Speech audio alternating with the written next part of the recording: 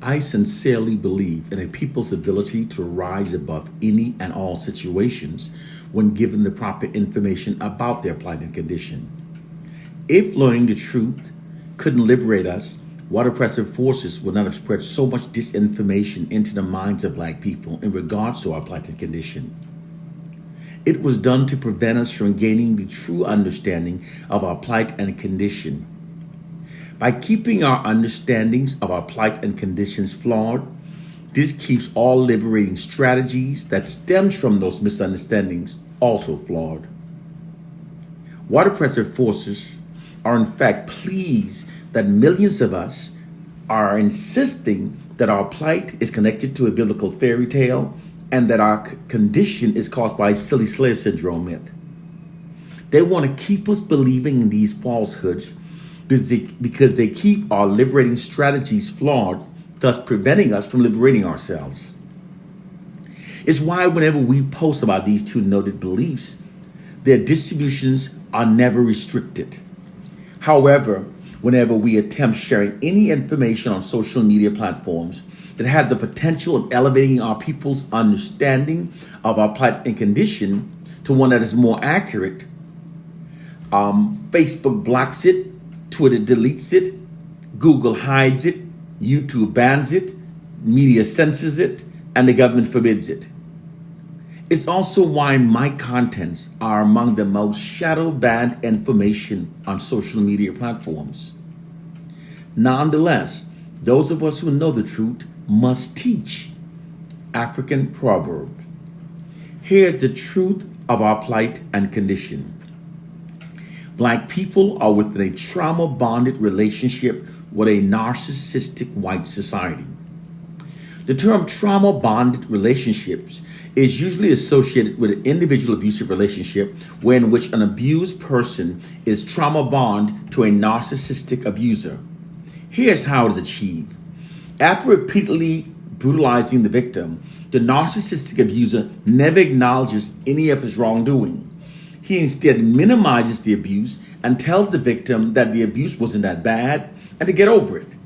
He then constantly inundates the victim with demoralizing, disapproving narratives about the victim.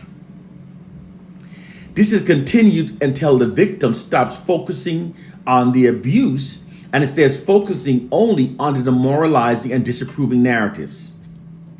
Therefore, rather than resenting the abuser for abusing the victim, they instead focus only on the demoralizing narratives and then tries to win the approval of the abuser.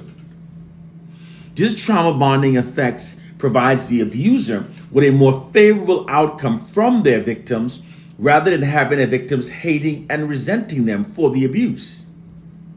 It's a gaslighting tactic. Likewise, the same trauma bonding abusive manipulating system has also been used by the white society against Black people. After brutalizing Black people for many centuries, the white society never acknowledged any of the horrible wrongdoings. They instead insist that the abuse of Black people wasn't that bad at all. They tell Black people just get over it. They even whitewash their textbook to claim that the white society's abuse of Black people actually benefited Black people. And in addition to these lies, they constantly inundates Black people with Black racially demoralizing and white disapproving propaganda. This is continued until rather than resenting the white society for abusing us throughout history, many Black people instead focus only on the Black racially demoralizing and white disapproving propaganda and therefore tries to win the approval of the white society. Many Black people even go out of their ways to try to show white people that we're not all bad. This is the truth of our plight and condition. Black people are within a trauma-bonded, abusive relationship with a narcissistic white society. And just like within most abusive relationships, the white abusers have convinced many Black people to believe that the abuse we endured by them is our own fault. So instead of resenting them, we instead seek the white society's approval. It's a psychological mind hack. The minds of targeted populations are quite easy to manipulate if they're unaware of what's being done to them. Once minds have been confused, manipulation becomes simple. The mind will even ignore common sense, and rationality falls away, even overlooking hypocrisy and deception. Now you know the truth of our plighted condition. The truth has finally come forward.